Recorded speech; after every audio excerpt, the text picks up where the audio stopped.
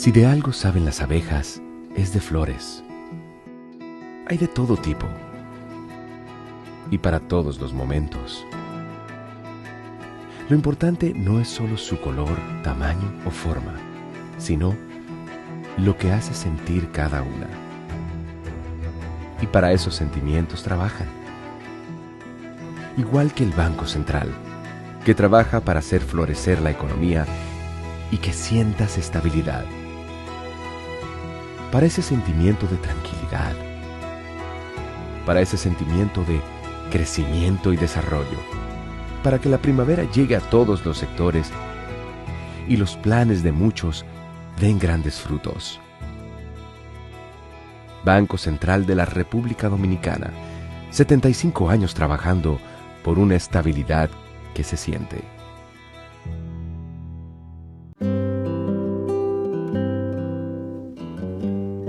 Hoy sé que no pido ni un rayo de sol para verte. No las tengo todas conmigo. Me deslumbras, me hipnotizas. De repente renaces despierto. No pido nada. Hoy sé que te quiero. Donde sea que haya un dominicano, ahí estaremos con él, porque somos Banreservas, el banco de todos los dominicanos.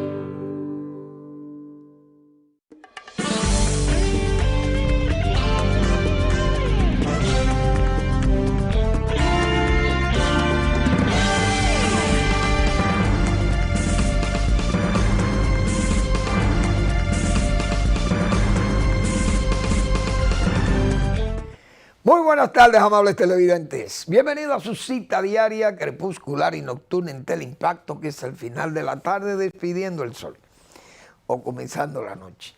Ponga su caridad en buenas manos. Apoyen el Patronato de Lucha contra el Cáncer de Villa González Incorporado. Genuina la calidad humana de quienes regentan ese patronato. Si le conocieren, seguro estoy que me dan toda la razón, porque es gente de cristianísima formación, dedicado a servirle a la comunidad de Villa González y todas sus comarcas cercanas. Y es un trabajo serio, responsable, y hecho con una entrega extraordinaria, como yo he señalado otras veces, con la ejemplaridad y modestia de todo buen cristiano. 809-443-8010. También el Hogar Escuela Santo Domingo Sabio. Qué buena oportunidad para usted poner su caridad en las manos salesianas para formar jóvenes en alto riesgo. Avenida Independencia, casi esquina Avenida General Gregorio Luperón en Santo Domingo. Bueno, este programa tiene que expresar condolencias porque han fallecido dos caballeros de la sociedad nacional, gente muy estimada y muy representativa. Primero me voy a referir a don Roberto Serrano Oms. Roberto fue el presidente, fundador, presidente de Peravia Industrial y de La Famosa, esa marca tan emblemática de la República Dominicana, La Famosa, en suelo dominicano, y Peravia Industrial, creyendo en Baní, la provincia Peravia, que hoy yo sé que tiene un gran luto por ese fallecimiento de Roberto Serrano. Roberto Serrano, debo decir lo siguiente, yo tengo entendido que él vino de Puerto Rico, pero casó ahí en Baní con una señora, Vanileja Pimentel, hermana de Homero Pimentel, mi amigo Homero Pimentel, porque es que esa combinación en Peravia Industrial, en La Famosa, Roberto y Homero Pimentel, su cuñado, eso fue extraordinario. Qué alto valor, alto y luminoso valor, digo yo, de ser pioneros, o de los pioneros, vamos a llamarle así, en la industrialización de muchas de nuestras frutas y de nuestros vegetales, como fue Peravia Agroindustrial o Industrial, y darle valor agregado a la producción primaria de la agricultura dominicana. Y ese es un gesto, un mérito extraordinario, porque Roberto entonces, con la producción de la pasta de tomate de La Famosa, eso implicaba ya tener que ir al campo y sembrar el tomate, como hubo de hacer todas las empresas que se dedican a la producción de pasta de tomate. Tuvieron que lanzarse a fomentar el cultivo, ellos, a darle control a su cultivo, control del gasto, del presupuesto, el control sanitario, el control de la producción en sí. Y eso conlleva mucho riesgo y mucho esfuerzo también para cuidar del cultivo. E incluso el respeto que yo pienso que hubo en esas empresas para que la producción de una, financiarla y atenderla y cuidarla para que luego le vendan a otro, esas cosas no se veían ahí. O por lo menos yo nunca aprecié eso en Asua. Nunca vi esa competencia como por ejemplo los arroceros, que entonces un arrocero le facilitaba el crédito a un productor y ese productor entonces le vendía a otro. Pero aquí no. Hubo, yo diría que lealtad empresarial en esas compañías ahí en Asua. Asimismo con los productos los productos químicos y esas cosas. Hubo un manejo serio de ese cultivo y desarrollaron ese cultivo del tomate. Esas empresas desarrollaron el cultivo del tomate y hoy la República Dominicana puede exhibir como uno de sus grandes logros, pienso yo, la agroindustria nacional, la producción del tomate, porque fue una integración ahí vertical, industrial, es decir, lo horizontal, vamos a decir, el cultivo, y luego el procesamiento de ese cultivo, y esa calidad en el envase, la calidad en la higiene, la inocuidad, la misma en la mercadotecnia. Nunca hubo agresiones entre esos productores. Yo creo que han hecho una industria ejemplar en el país. Y Roberto Serrano, que en paz descanse, fue de esos, para mí, héroes del agro, que yo siempre he dicho, he distinguido esas personalidades que fueron tan influyentes en el área agropecuaria nacional. Roberto Serrano fue un hombre, un desarrollista, un hombre, un multiplicador, generador de empleo. Fue un hombre de fomentar la calidad y el esfuerzo comunitario, reflejar ese trabajo de Peravia Industrial, vertirlo ahí en su Baní. Y el banilejo se siente orgulloso de tener una fábrica, una agroindustria como es la famosa Operavia industrial. Todos esos vegetales que se empacan o se enlatan allí, de primerísima calidad. Las exportaciones de guandules, principalmente el guandul ha sido uno de sus grandes logros, colocar ese mercado del guandul, principalmente en territorio norteamericano. Yo quiero expresarle mis condolencias a la familia, porque la verdad que me complace. Me complazco testimoniando esas cualidades como empresario y como ser humano, porque fue un hombre con una calidez, con una educación y una decencia tremenda. La verdad que Roberto, un hombre tan tranquilo, tan callado, con esa calma de hombre educado. Que en paz descanse Roberto Serrano, un excelente caballero de la República Dominicana, porque sus años, todos los años que Roberto pasó en el país, eso es su vida prácticamente. Bueno, también falleció don Víctor Gómez Vergé.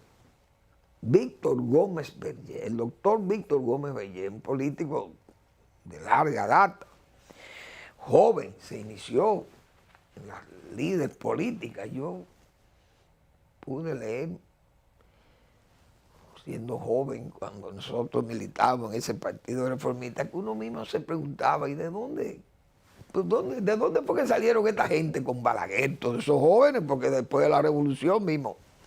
Pero Gómez Vergé, Víctor Gómez Vergé, yo creo que fue ministro, o tuvo un cargo ahí importante en el gobierno de Reconstrucción Nacional. Aquel gobierno casi más para confrontarlo con el gobierno del presidente Camaño, cuando la Revolución de Abril, presidido por el general Inver Barrera, uno de sus, pienso yo, de los graves errores de el general Inver, porque ese gobierno era para otra persona, no para él. Él no podía aparecer ahí, un hombre que fue un héroe de la patria, un héroe nacional, participando en el ajusticiamiento del tirano. Pero don Víctor Gómez Vergé, yo pienso que fue un político, de esos políticos que tenía, yo pienso que era uno de los cerebros mejor educados políticamente hablando en el país, de los políticos que se dedicaron a la política, porque Víctor Gómez también fue un hombre decente, un profesional de la política, se puede decir, un cerebro educado de la política. Y pienso que su autoridad moral pudo solidificarse más siendo juez del Tribunal Constitucional, a pesar de que ocupó muchísimos cargos públicos. Pero como juez del Tribunal Constitucional, yo creo que ahí se consolidó su fuerza nacionalista y su autoridad moral para levantar ese nacionalismo moral también.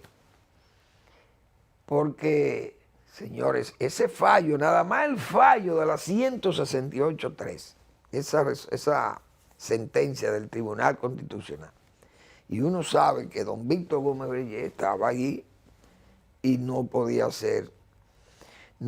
estar ausente de un trabajo tan completo, tan serio como fue esa sentencia evacuada por el Tribunal Constitucional. También mis condolencias a sus hijos y a su señora por la muerte de Víctor Gómez Vergé, reformista. Fue por muchísimo tiempo militante del Partido Reformista.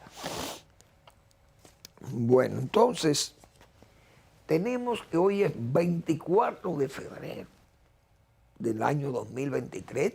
Este programa que ha sido coherente con mi posición de criticar lo que fue o lo que ha sido esa invasión rusa hacia Ucrania, abusiva, criminal, destructiva, ir a incendiar todos los pueblos, las comarcas, los campos productivos de esa Ucrania agrícola, una potencia agrícola del mundo, porque es un país con unas llanuras enormes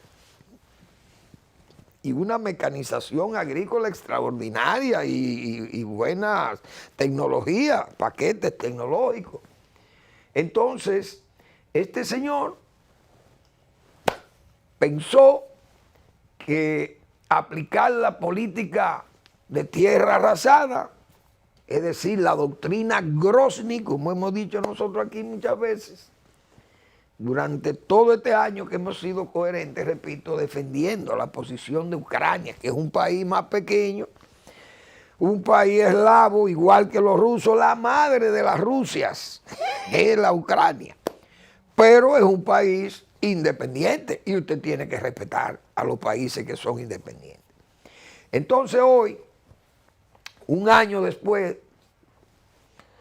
diríamos 362 días más de lo que pensó el señor Putin, que en 3 días tomaba a Ucrania, que Kiev iba a ser tomada a los 3 días, que ese ejército se iba a desbandar y que el señor Zelensky se tendría que meter en Polonia o irse a Estados Unidos y protegerse, y él iba a poner ahí un títere. Bueno, al que tenía ahí, o que venga Poroshenko, qué sé yo, un chenco de eso que él tenía disponible para esas tareas. Pero no hay duda que esa guerra, hoy, Ucrania, yo no voy a decir que la esté ganando, pero Rusia la está perdiendo. Esa es la diferencia, que Ucrania no está ganando la guerra, pero Rusia le está perdiendo la guerra. Y es como una contradicción. Se me parece aquello de que Estados Unidos ganó todas las batallas de Vietnam, pero perdió la guerra de Vietnam. Porque pasan esas cosas.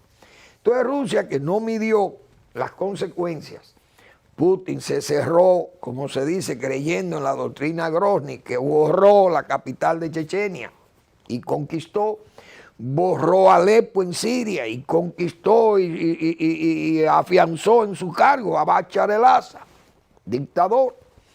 Entonces, fíjense las dificultades que ha tenido este señor por hablar mentiras, hablándole mentiras a su propio pueblo. No es una operación de 3 días, no se preocupe, que eso va de una vez. Y miren por dónde va. Alegando que Occidente quiso traicionar a Rusia, que Occidente negó los acuerdos que se hicieron en Minsk, la capital de Bielorrusia, que Occidente lo que quería era instalarle una base militar ahí de la OTAN con fines de borrar a Rusia. Falso, porque si no, cuando instalaron la base de la OTAN en Turquía, la Unión Soviética hubiera dicho lo mismo. Ustedes no me pueden poner esta base pegada aquí. ¿Qué hicieron los soviéticos? Vamos a pegarle una base en Cuba a los americanos y así compensamos, porque la política es así.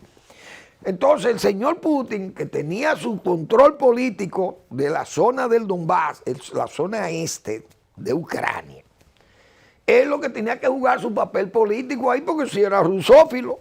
Todos los que están ahí, la mayoría son rusos y sienten por Rusia, aunque estén en Ucrania, pues acomódate con tu gente que son de origen, del mismo origen tuyo, o de tu etnia, o de tu nacionalidad, porque la etnia es la misma, todos son todos igual. Pero el hombre no quiso seguir jugando a lo político, y lo que hizo fue que engañó a los ucranianos, porque hay mucha gente, que Occidente no respetó los acuerdos de Minsk. Es que hubo un acuerdo de Minsk en el 2014, que Rusia entendió en el principio, el señor Putin, pero él se quiso salir con la suya. Y el plan era, como Alemania, Francia, Bielorrusia, Ucrania, Rusia no sé qué otro país, no sé si estaba Polonia metido en el medio, como dice, o Alemania, creo que Alemania, Francia, no sé si Inglaterra estaba. En ese acuerdo de cese al fuego, bien, Ucrania llegó a un acuerdo. Miren, vamos a hacer estas dos regiones, la que Rusia quiere que sean regiones autónomas, vamos a hacerlas autónomas, no importa que tengan su autonomía, el Donbass como le llaman, esa zona este, la que reclama Rusia para ellos, como si eso fuera de Rusia, pero que de Ucrania. Entonces Ucrania entendió que eso era lo que había que hacer. Bueno, vamos a dejar estas dos zonas como zonas autónomas, pero bajo la jurisdicción política de Ucrania. Y vamos a hacer unas elecciones en diciembre del 2014 con fines de que esto se definan quiénes son los que van a dirigir la zona. ¿Y qué hizo Putin? Adelantó las elecciones en septiembre, no las hizo en diciembre como se había acordado. Adelantó las elecciones en septiembre y además explotó la política de la autonomía con jurisdicción a las leyes de Ucrania. Entonces lo que hizo fue declararla independiente, prorrusa e independiente. Entonces Ucrania tenía que iniciar la guerra en el Donbass, en su lado. Pero luego, ¿qué hizo Rusia? Soldados de falsa bandera, soldados rusos entraron a proteger a sus zonas y eso fue lo que él hizo en Georgia. Pensó que lo iba a hacer en Ucrania y entonces para colmo entra y se toma Crimea también. Entonces Ucrania tenía que salir a defenderse. Entonces Ucrania comenzó a presionar y Occidente se dio cuenta de la trampa de lo que había hecho Putin ahí en el Donbass, y principalmente Estados Unidos. Entonces Estados Unidos comenzó a colaborar con Ucrania. Ahí comenzó él a denunciar que Occidente quería destruir a Rusia. Pero toda esa falsedad vino montada así. Estados Unidos comenzó a apoyar a Ucrania sabiendo lo que iba a venir y como vino y se lo anunciaron al mundo. Y los únicos que negaban que no iban a invadir era el propio Putin. Y terminó invadiendo a Ucrania. Vamos a la pausa y seguimos.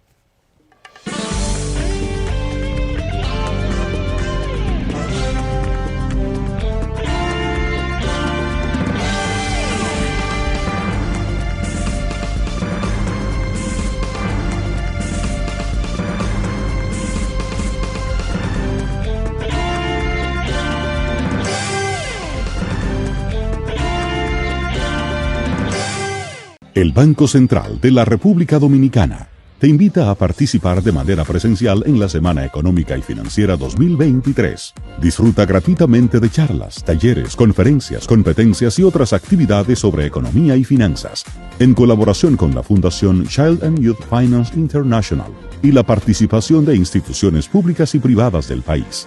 Desde el 20 al 24 de marzo, de 9 de la mañana a 5 de la tarde, en el auditorio del Banco Central y en la Oficina Regional de Santiago. Banco Central de la República Dominicana.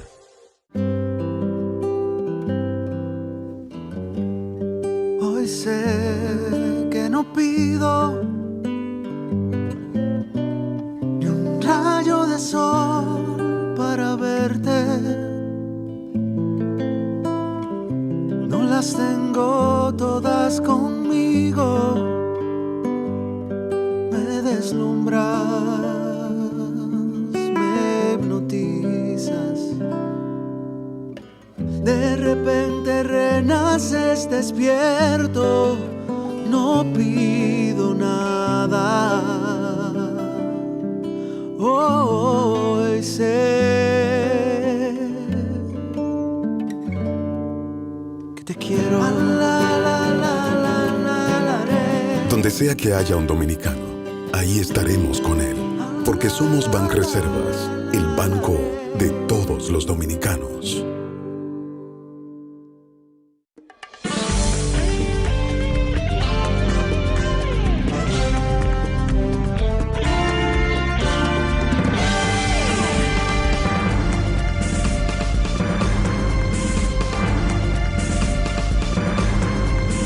Bien, entonces, ¿por qué yo digo que Rusia está perdiendo esa guerra? Fíjense la contradicción, y Ucrania no la está ganando, porque Ucrania ha sido devastada, pero está parada, como dijo Biden, está ahí, está viva. Y un valor espartano, increíble, el ejército de Ucrania, cómo ha resistido esta maquinaria. Pero nosotros advertimos que iba a venir todo ese armamento. Y yo recuerdo que al inicio de esa invasión hablaba yo de los Javelin, que ya veía cómo Inglaterra iba a llegar a Ucrania. Antes de la invasión ya le estaban llegando las balas, los proyectiles de esos misiles y esas cosas, lanzamisiles. Y que eso le iba a dar mucho problema a los tanques. Pero luego también los drones y todo eso, y Ucrania, bueno, fue la sorpresa. Ahora Rusia está perdiendo esa guerra, primero, porque hoy la industria militar de Rusia está en el suelo, porque han demostrado una deficiencia extraordinaria. Sus armas no han podido dar resultado allí, y las armas occidentales son las que han dado pruebas de ser efectivas, de ser eficientes, y ahí está la artillería que mandó a Estados Unidos. Eso por un lado. Segundo, la rusofobia que ha creado eso, que ha perdido en todas esas regiones eslavas, donde Rusia tenía ese poder y todo, la Unión Soviética principalmente. Hoy son todos enemigos jurados de Rusia, comenzando por los bálticos y Polonia. Entonces ahora Ucrania, jamás ese país va a ser amigo de Rusia. Moldavia está también rebelde, un país pequeño y pobre, pero tiene una zona que la ha ocupado Rusia, que se llama Transnistria, que es una zona ahí estrecha, una franja. Pero Rusia quiere unir a Ucrania por vía de la zona de Odessa, que pegan ahí, que es el muelle, el único muelle que tiene importante, que tiene Ucrania, y quieren unir a Moldavia, que también da al Mar Negro, y quieren unir toda esa zona, porque al señor Putin le interesa eso. Entonces, Putin por ese lado ha ido perdiendo. Dos países más han entrado a la OTAN, que es Finlandia y Suecia, que siempre se mantuvieron ahí como al margen, como para no crearle disgusto a los rusos, que son sus vecinos de 1000 y pico de kilómetros, una frontera grandísima con Finlandia. Y esa gente siempre se mantuvieron al margen, pero ya dijeron, no, vamos a unirnos. Entonces, más adversario para la propia Rusia. La vergüenza de tener que apelar a países como Corea del Norte buscando armas, Rusia buscando armas por Irán, es un país, una potencia militar, y que tenga que andar recogiendo, como dicen, comprándole armamentos a países que hay que decir del tercer mundo.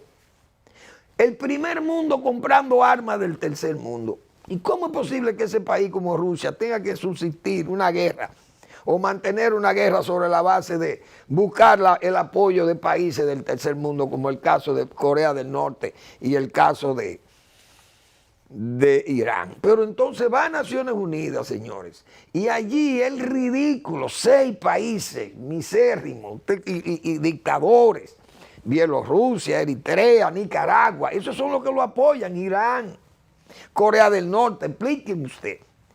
Entonces China, miren, Bielorrusia, Siria, Corea del Norte, son todos delincuentes. Mali, dictadores delincuentes, esos son los amigos del señor Putin. Los líderes amigos del señor Putin son Trump, Berlusconi en la Italia y el señor Bolsonaro. Explíqueme usted estos tres Trumps. Estos tres Trumps, eso es una barbaridad. Entonces, Rusia está aislada, totalmente aislada, a merced de China, un país que ellos lo veían como un caucásico, de esos Cáucasos. Que en Rusia ven a los ojos rasgados, a los asiáticos de esa Eurasia. Esos asiáticos ellos lo ven en forma discriminada, lo ven en Rusia. Para Rusia, el ruso es la Rusia europea de Moscú y San Petersburgo. Eso es Rusia para los rusos blancos y rubios, eslavos. Bueno, entonces todo eso le ha llevado a Rusia a mantener un país aislado, que es un verdadero paria. Hoy el señor Putin, ¿a dónde puede ir? No puede salir a ningún lado. Un hombre que era victoriado en Alemania, iba a Europa y lo abrazaban, la Merkel y todo el mundo. Bueno, pues imagínense ustedes, pero la gente no sabía lo que era este genocida. Hoy está entrampado y ha dicho que si siguen armando a Ucrania, Occidente, él va a ir a más allá, va a ir más lejos. Sin embargo, yo creo que Estados Unidos, yo no sé por qué Estados Unidos no ha ridiculizado a Putin y a Rusia. No sé por qué, porque eso está en la historia ahí. Estados Unidos, a Rusia, cuando fue agredida por los nazis, yo dije aquí que Estados Unidos le regaló a Rusia. Pero eso no se quieren acordar, parece. Eso es malo acordarse de esos regalos. Porque como decía Maquiavelo, señores, nada más incómodo para un individuo que la mortificación de un agradecimiento. Porque Estados Unidos solamente tiene que decirle a Rusia, esta nota que yo tengo aquí, ojalá aparezca. Estados Unidos le entregó a la Unión Soviética, cuando fue agredida por los nazis, por Hitler, 427.284 camiones, 13.303 vehículos de combate, 35.170 motocicletas, 2.328 piezas de artillería y 2.6 millones de toneladas de combustibles, y además de barcos y aviones le entregó Estados Unidos a la Rusia de Stalin para defenderse de los nazis. Entonces ahí estaba bien la ayuda de Estados Unidos. ¿Por qué Estados Unidos lo hacía?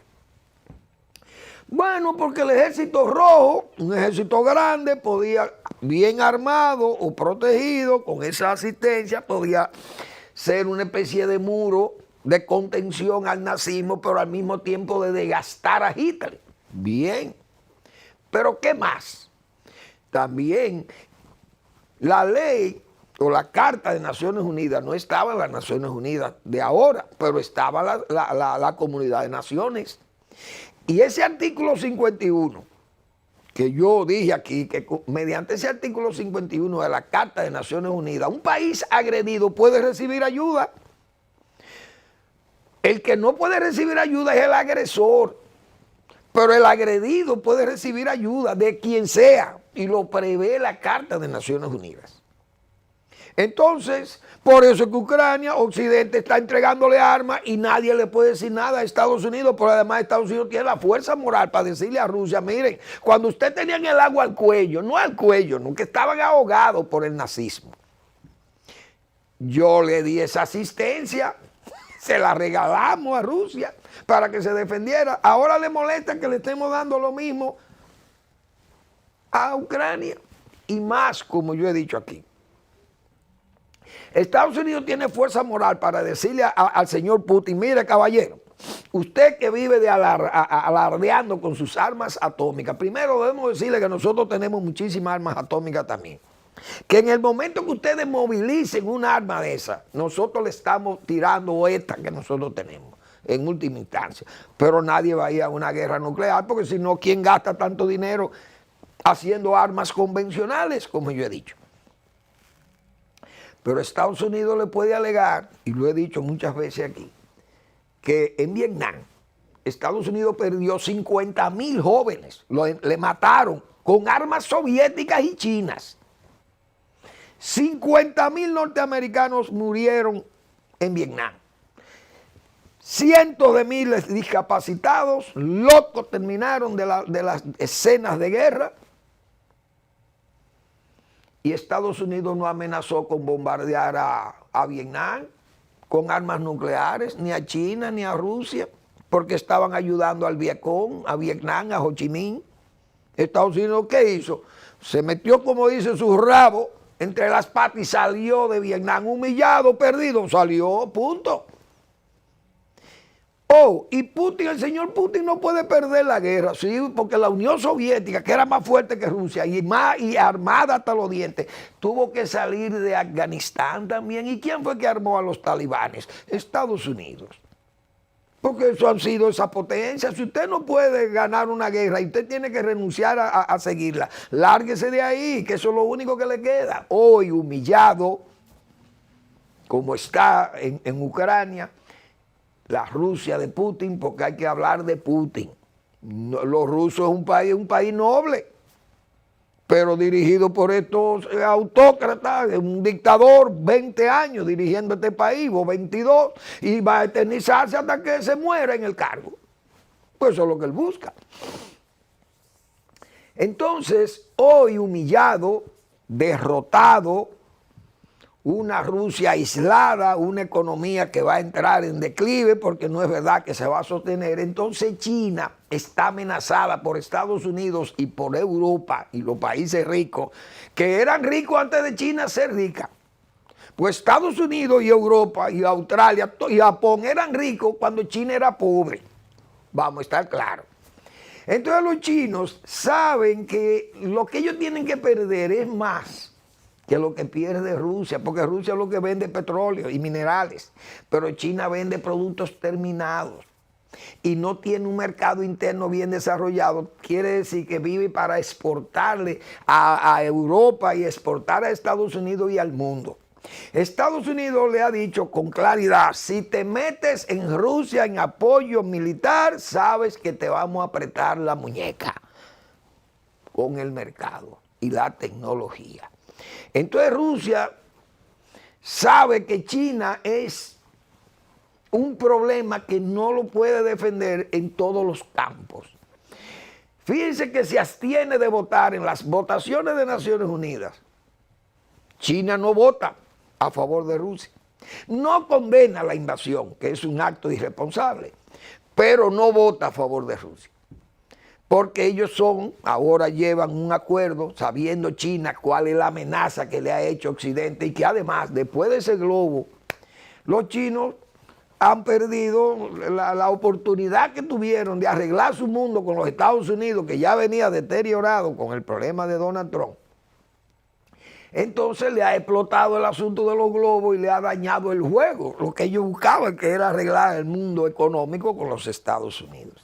Se le han complicado las cosas. China está amenazada por Europa, Estados Unidos, Japón, Corea del Sur, países que son muy ricos y que tienen muchas relaciones económicas con China. China se ha inventado un plan de paz. Bueno, reconoce la integridad territorial de Ucrania, que Rusia no puede estar ahí porque Ucrania es la dueña de sus terrenos. Pero quiere que haya un cese al fuego y que además se le quiten las sanciones a Putin, y Estados Unidos ha dicho, pero si le quitan las sanciones y hay un cese al fuego es lo que se va a fortalecer, que eso es lo que quieren ellos. Entonces, eso no es más que un plan que está camino al fracaso, el plan de China. China parece que es consciente, repito, de que no puede mantenerse como un aliado de Putin en contra de Occidente, porque, repito, Occidente es su mercado. Probablemente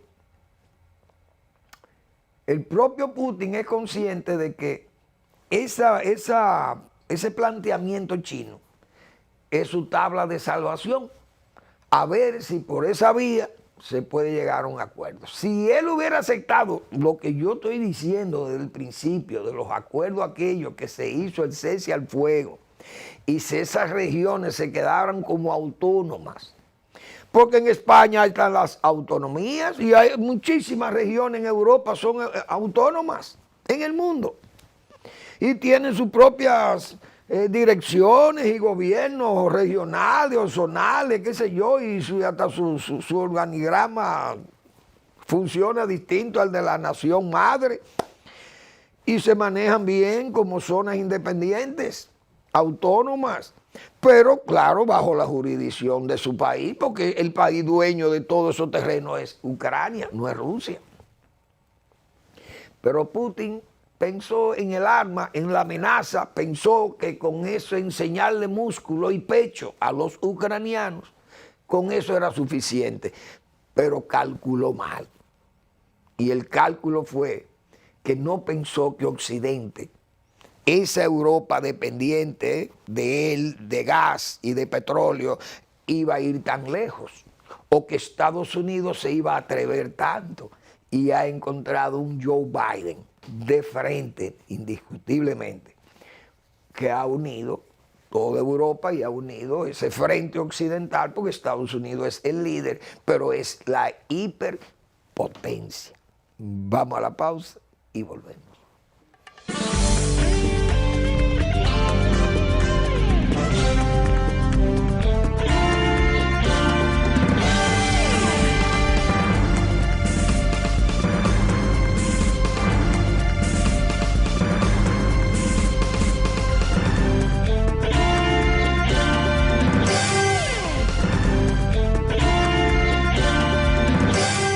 El Banco Central de la República Dominicana te invita a participar de manera presencial en la Semana Económica y Financiera 2023. Disfruta gratuitamente de charlas, talleres, conferencias, competencias y otras actividades sobre economía y finanzas, en colaboración con la Fundación Child and Youth Finance International y la participación de instituciones públicas y privadas del país.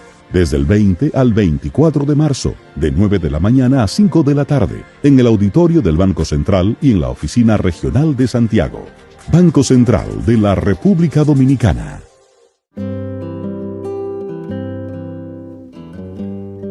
Hoy sé que no pido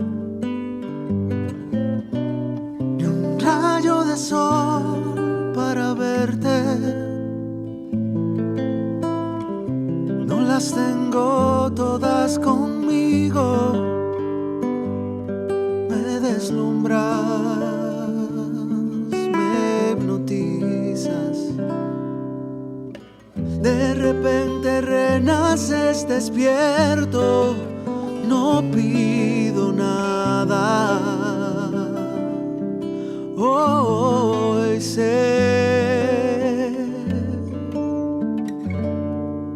que te quiero. Donde sea que haya un dominicano, ahí estaremos con él, porque somos Banreservas, el banco de todos los dominicanos.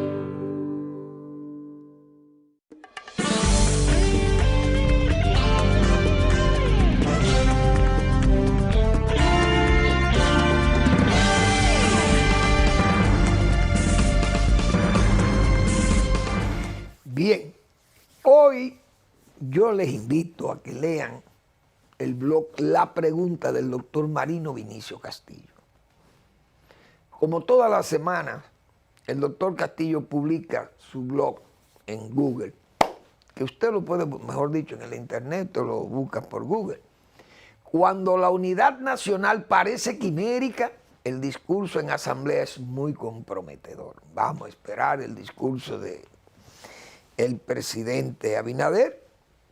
No sabemos si se atreverá a defender o hablar del famoso proyecto de ley de trata de personas migrantes en condición de ilegales, de ilegalidad y de tratas de mujeres maltratadas por los traficantes de sexo y por dinero y todas las barbaridades que se cometen. Pero bien, después de todo aquello y tener que echar para atrás, el presidente echar para atrás ese proyecto, pues sería tal vez hasta difícil que hable de eso para no, como dice, encender los leños de nuevo, los leños que ellos entienden inquisitorios para el gobierno, que se siente afectado y agredido, cuando la agredida es la patria dominicana. Esos leños lo han encendido para dañar el país, para quemar el país, hundirlo. Eso es lo que hemos dicho nosotros. Pero el presidente va a hablar porque tiene que hablar. Muy bien. Ahora, hoy hay una nota que ha, como se dice, no ha incendiado la pradera, pero es una nota que llama la atención. Elías Wessing Chávez, el diputado elíita del Partido Quisqueyano Demócrata Cristiano, el PQDC. Elíita que no he dado a tremendismo. Y es ya un político maduro, juicioso. Y él ha dicho que se mueve dentro de la matrícula de diputados. Él ha oído rumor, o se rumorea ahí en la Cámara, que puede haber un deseo del gobierno de cambiar la Constitución para modificar el porcentaje para ganar en primera vuelta, que no le pongan esa cosa tan difícil de 50+1. Y quieren reducirlo. Y ya fue un planteamiento que había hecho doña Milagros Ortiz, tal vez no pensando en la debilidad del PRM, sino yo le quiero dar ese beneficio de que venía con esa nostalgia de la derrota del doctor Peña Gómez en segunda vuelta por la alianza del Frente Patriótico, y que en primera vuelta el doctor Peña Gómez hubiera ganado con sus 45, 44, no recuerdo que tuvo en ese primero, en esas votaciones del 96. Y entonces,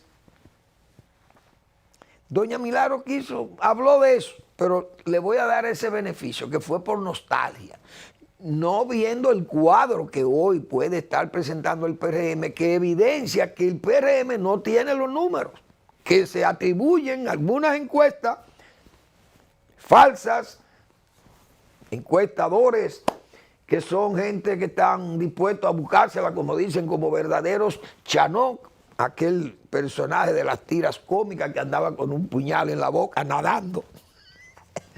Y hay gente que anda vendiendo esos sondeos demoscópicos que son aquí muy rentables y que dejan mucho dinero a extranjeros y criollos que enseñan, como se dicen, los refajos.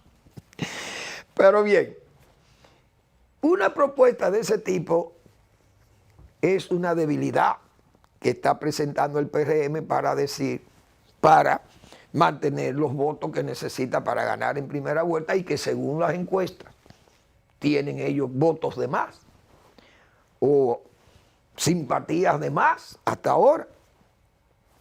Más de 60, que el presidente tiene más de 60, entonces es ridículo salir ahora y encender la pradera, por ejemplo, con ese asunto, expuesto a que llame Blinken, como hicieron con Pompeo, y que llame el señor Blinken, que es el secretario de Estado, y le diga a Abinader, mire, no encienda la pradera, que de problema estamos ya muy cargados. No quiero que haya un lío ahí en Santo Domingo, porque Haití tiene demasiado problema, y ahora que se agregue, pero entonces además, Leonel Fernández, en forma también con malvelado disimulo, ha dicho que defendiendo la Constitución él va para la calle, y ya hay una experiencia de lo presencial, no la ebriedad que da la calle, sino lo presencial, porque Leonel Fernández no es hombre de andar con agitaciones y cosas de eso callejeras, pero la calle habló en el momento que se necesitaba, y el propio Luis Abinader fue también y compartió calle con el expresidente Leonel Fernández. Pero Leonel ha dicho que para defender esa Constitución se tiraría a la calle. Y uno sabe lo que es un liderazgo de ese tipo, convocando. Entonces el gobierno tiene que dar prueba de que está fuerte. Yo dije aquí, sin ser vaticinista o privando de vaticinista, si cabe ese término, que el gobierno confrontaba hace mucho tiempo ese problema de un funcionariado que yo me atreví a decir que yo no sé si el gobierno, si el presidente Abinader en una reelección ganaba o perdía, porque no tenía calidad para decir si podía perder o ganar las elecciones el propio presidente, y además fue muy temprano que dijimos eso, cuando se iniciaban que ya comenzábamos a ver la actitud de los funcionarios ante las responsabilidades que se le habían asignado. Y dijimos eso, que no ganaba las elecciones con ese funcionario, con ese funcionariado que tenía el gobierno, que yo no sé si ganaba o perdía, pero que con ese no ganaba. Han modificado mucho, han cambiado y han removido mucha gente de aquel gabinete, pero todavía quedan esas áreas, porque las hemos visto ahí, señores. Hay que ver lo que es, por ejemplo, medio ambiente, cómo eso anda. Fíjense como la salud misma, que tiene problemas cuando el 911 anda en el suelo, o por los suelos, en la ruina, prácticamente se ha señalado. Hospitales con muchísimas deficiencias, las obras todavía medio tal, muchas obras. El gobierno con un gasto alto, un gobierno que ha tomado muchísimos millones, miles de millones de dólares en préstamos. El gobierno tiene muchas dificultades en muchas áreas que están deficientes, que la gente tiene muchos problemas y muchas protestas.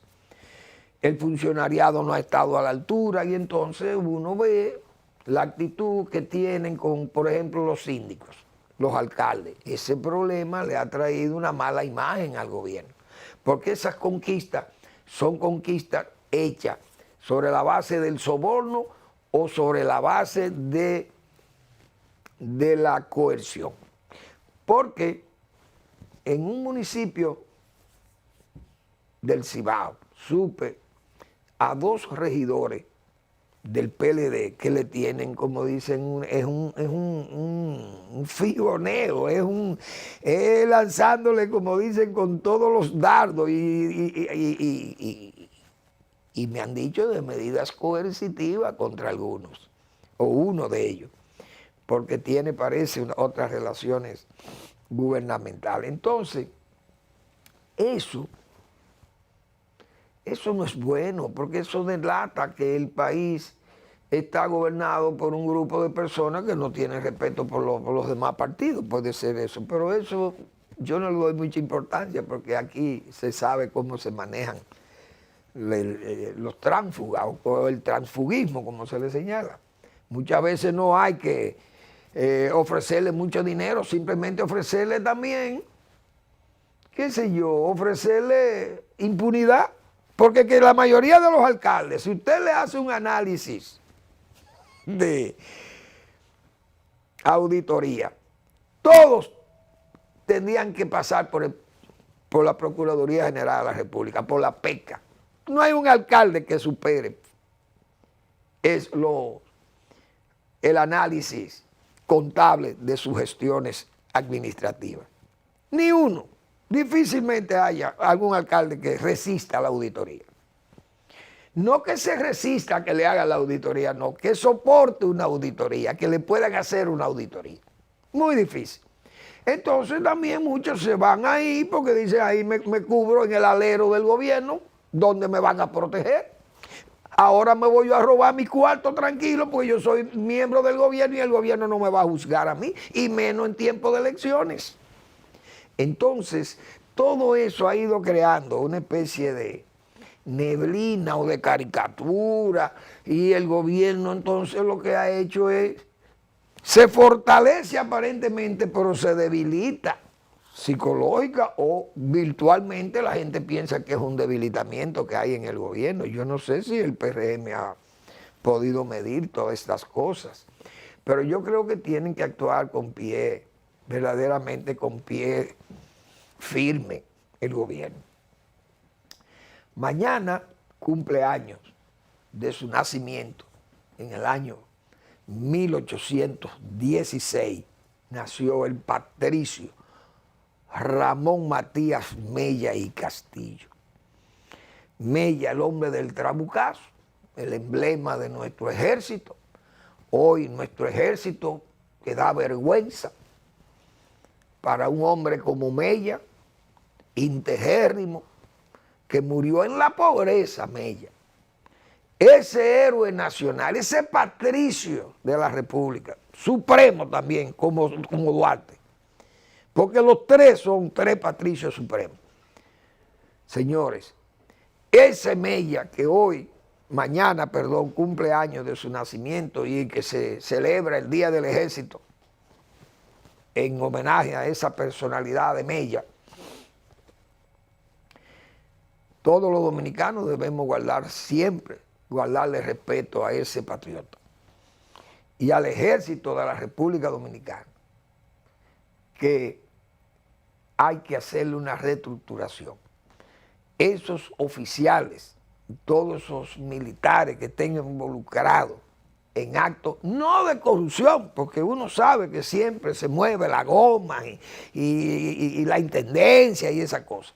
Pero cuando vemos militares negociando el país, la patria, el suelo, eso es grave, porque eso es una traición grave al país. Y lo venimos denunciando hace mucho tiempo, porque uno sabe cómo son las cosas. Uno ve las actitudes y oye. Y amigos incluso militares que han estado de servicio en la frontera y han salido muy ricos de la frontera. Y ahí en la frontera, el que no va a bregar con los ilícitos no sale rico de ahí, sino es con los ilícitos. Gracias por su atención, nos vemos el lunes, que es el 27 de febrero, la nave de febrero, que no zozobre, que no naufrague nunca esa nave.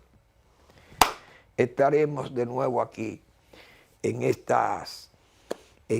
espacio de televisión, como siempre, y su rayo, como siempre, al final de la tarde, despidiendo el sol o comenzando la noche.